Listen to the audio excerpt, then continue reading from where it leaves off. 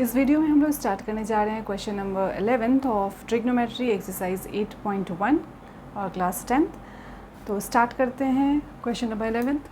तो 11th में हमें दे रखा है state whether the following are true and और फॉल्स, जस्टिफाई योर आंसर।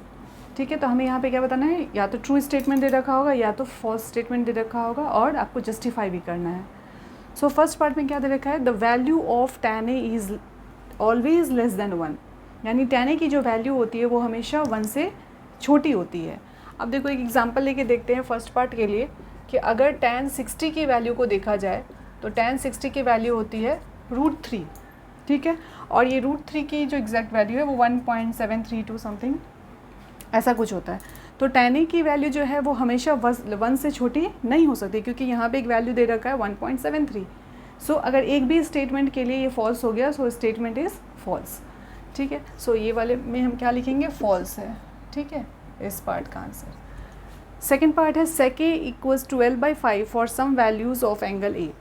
तो sec A की वैल्यू जो है वो 12/5 हो सकती है या नहीं हो सकती है एंगल A, अगर कोई वैल्यू कंसिडर किया जाए। तो हम लोग टेबल पढ़ेंगे ना 0 to 90 डिग्री का जो टेबल अभी पढ़ने वाले हैं, उसमें देखोगे कि sec A की जो वैल्यू है या sec थीटा की जो वैल्यू होती है वो ग्रेटर देन 1 हो सकती है। sec 60 की वैल्यू को अगर देखा जाए तो sec 60 की वैल्यू कितनी होती है 2, और 2 जो है वो क्या है 1 से बड़ा है।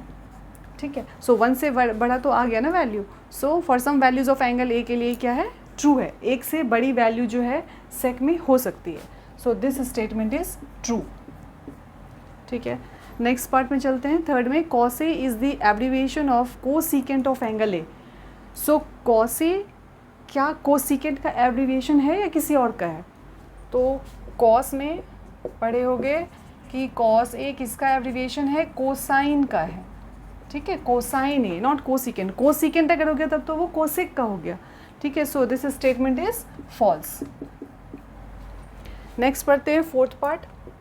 फोर्थ में क्या दे रखा है, cot A is the product of cot and A।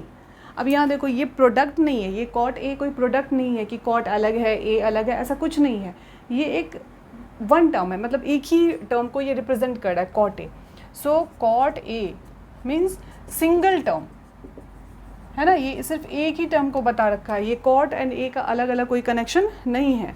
मान लो कि cot 30 की बात करते हैं, cot 30 की बात करें तो इसका मतलब ये नहीं हुआ कि cot getting multiply with 30 degree, ऐसा कुछ नहीं है। सीधा cot 30 की वैल्यू आपको देखना है कि क्या होता है। ठीक है, तो ये क्या होता है √3। सो फिफ्थ पार्ट में बढ़ते हैं। फिफ्थ पार्ट में दे रखा है sin theta equal 4/3 for some angle theta. अब देखो sin थीटा की जो वैल्यू है वो क्या है, -1 से 1 के बीच में लाई करती है। sin theta always lie between -1 to 1, और 4/3 तो क्या हो गया 1 पॉइंट समथिंग, 1 से एक्सीड कर चुका है। तो ये जो है वो क्या है, फॉल्स है। ये फॉल्स है और ये भी हमारा क्या आया था, फॉल्स ही आया था। ठीक है, तो ये क्वेश्चन नंबर 11 का जो 1 to 5th पार्ट है ये कंप्लीट हुआ। आगे हम लोग बढ़ेंगे, जो नेक्स्ट वीडियो होगा उसमें एक्सरसाइज 8.2 के लिए जो इंट्रोडक्शन पार्ट होगा वहाँ पे वो बताया जाएगा।